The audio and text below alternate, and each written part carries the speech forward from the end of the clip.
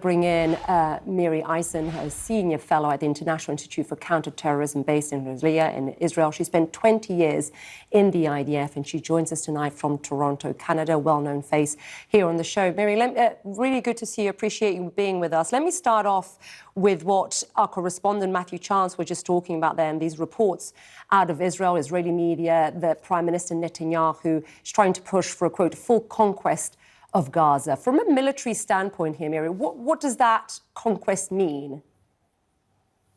It means that you have to redefine and call up again more reserve troops. It means that you need to have military units that have been fighting in the Gaza Strip. They need to train additionally, because you're going into the only areas that Israel has not entered to in this war in the last 22 months. It means that you need to get the correct weaponry going on and in. I hate to say it in my own terms, it isn't necessarily a difficult military action. The reason it has not been done until now is both because that's where you're going to be meeting 2 million people inside the Gaza Strip, that until now, Israel has tried to refrain from actually taking over the areas where all of these people are.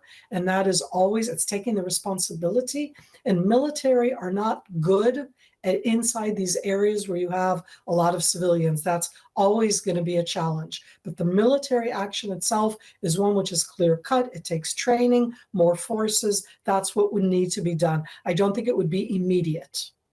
So break it down and expand on this further. And I don't mean at all, Miri, to be facetious, but I do wonder what is left to conquer, because, you know, the aerial images that we have seen of Gaza show absolute destruction, large parts completely uninhabitable, as we've seen Palestinians squash into ever smaller pieces. Israel already controlling who goes in, who comes out, controls water, food delivery. What areas in particular are we talking about here? We're talking about the city of Gaza, which is a very ancient city and has been there for thousands of years.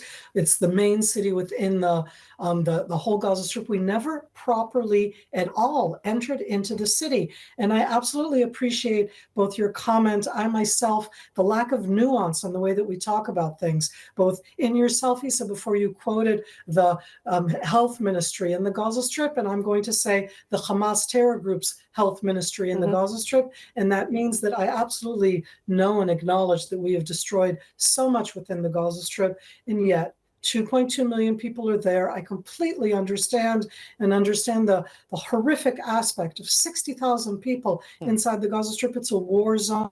It is a terrible place to be in, and Hamas control it. And we're talking about the 25 to 30% that Israel has never entered into, that we have not attacked in, and it's the areas probably where the hostages are held. And that's always been what's held the military back. That is a very central part, because the military has always refrained from attacking areas where they think the hostages would be hurt.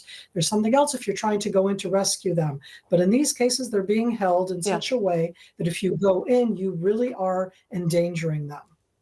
Look, we have seen, and I spoke, in fact, just last 24 hours to a retired Israeli security official on the show. He was one of many who have written a letter urging, I'm sure you saw, Miri, President Trump to pressure Netanyahu to end the war in Gaza. I spoke to the former chief of Shin Bet, who told me this in yesterday's show. Have a listen to this.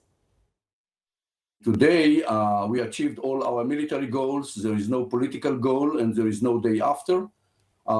We understand that this war will not bring back our hostages. And this war, we are sending our children. Many of them are dying in the battlefield.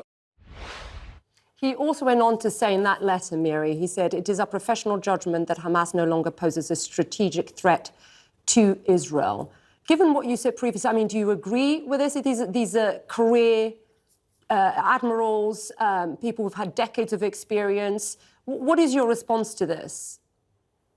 So two things just to put it out there. Ami Ayalon, who I have enormous respect for, went into politics. And I also think it's important to see that many of the ones who signed that are part of political parties that oppose this government. And Isa, I oppose this government. But right now I'm talking about the military because I'm not part of any political party.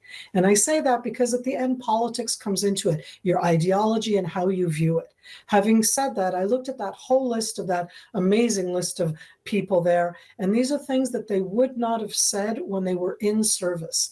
Over a decade ago, both Ami Ayalon and others participated in a whole movie. It was like a 10-hour documentary talking about the Israeli Security Agency in ways that they never would have said when they were in service, because when you're in service, you're subordinate to the government, and the government makes those decisions. And I can disagree with them right now. I too do not see that there will be an end result that's better. But I do want to state clearly that if Israel takes over all of the Gaza Strip, like the Prime Minister says, then from my point of view, that means that we have full responsibility for what's going on there. We cannot continue to say Hamas is the one that's stopping and making the starvation happen. We cannot continue to say that it's Hamas's responsibility. So I'm saying if we take it over, and I don't want us to, then I want to own the fact that we can't be starving people there. This cannot happen. And I'm guessing from what you're saying, you don't think that Israel has met its military goals in Gaza, from what you've just said.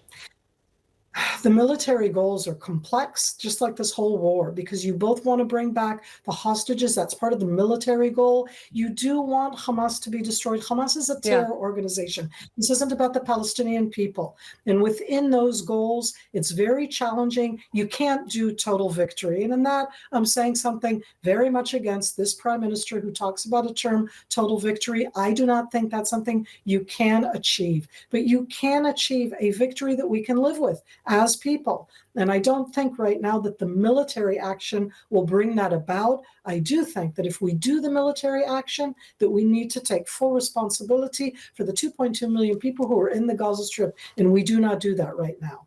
Yeah, I suppose the other point I would mention is, this full conquest of Gaza, Miri, it does sound very clean, very sanitized, and what we have seen so far has been anything but, right? 22 months of a war, Isa, are never sanitized. By the way, there is no pretty war. There is no nice one. That's part of the challenge. I also think that war has a lot of nuance that never comes to the table. And this is about the fact that I do not think at any stage that the Israeli Defense Forces ever tried or wanted or as a policy to starve anybody in the Gaza Strip. And I absolutely acknowledge that there are starving people in different places in the Gaza Strip, and we need to help them. But that's nuance. That's very difficult. And I say that because, yes, it will be hard. But when you use the full power, at least at the beginning, I don't see that as being many more casualties. It's actually going in, taking it over. I think that once we do that, the casualties will be more on the Israeli side because we will be, as a military, in an urban area, 2 million people, very difficult cover. That's guerrilla warfare that will be very difficult for us to attend to. But that's only if we take it all over. Miri, appreciate you taking the time to speak to us there live from Toronto in Canada. Thank you very much indeed. An important point out, 16,000 people have died, more than 70 hostages, and an average, like we said, of 28 children dying every day. And that is according to UNICEF. These are not numbers. These are important people. These are people who matter.